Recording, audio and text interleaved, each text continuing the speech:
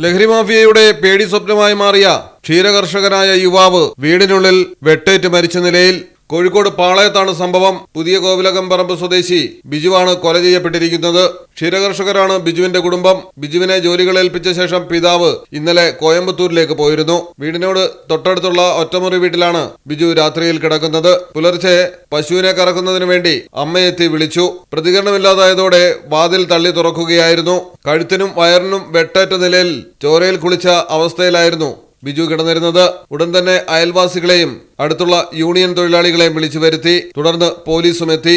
CCTV ദൃശ്യങ്ങളടക്കം കേന്ദ്രീകരിച്ച് അന്വേഷണം ആരംഭിച്ചു. പാളയം പച്ചക്കറി മാർക്കറ്റിന് തൊട്ടു പിന്നിൽ വരുന്ന പ്രദേശത്താണ് സംഭവം. ഓപ്പറേഷൻ തൂഫാന്റെ ഭാഗമായി ഇവിടെ പോലീസിന്റെ പരിശോധന സ്ഥിരമാണ്. പരസ്യമായി മദ്യപിക്കുന്നവരുടെയും ലഹരി ഉപയോഗിക്കുന്നവരുടെയും വിവരങ്ങൾ ബിജു പോലീസിന് നൽകാറുണ്ടെന്ന് വീട്ടുകാർ പറയുന്നു. കഴിഞ്ഞ ദിവസം കൂടി പോലീസ് എത്തി ബിജുവിനോട് കാര്യങ്ങൾ തിരക്കുകയും സംശയാസ്പദമായി കണ്ടാൽ ഉടൻ തന്നെ അറിയിക്കണമെന്ന് അറിയിച്ചതായും ബിജുവിന്റെ അമ്മ പറയുന്നു. കൊലപാതകത്തിന് പിന്നിൽ ലഹരി മാഫിയയുടെ വൈരാഗ്യമാണെന്നാണ് വീട്ടുകാർ ഉറപ്പിച്ചു പറയുന്നത്. Malayalam television, Kozhikode. Redefining beauty, transforming generation. KMT Silks, Perinthalmanna and Kottakkal.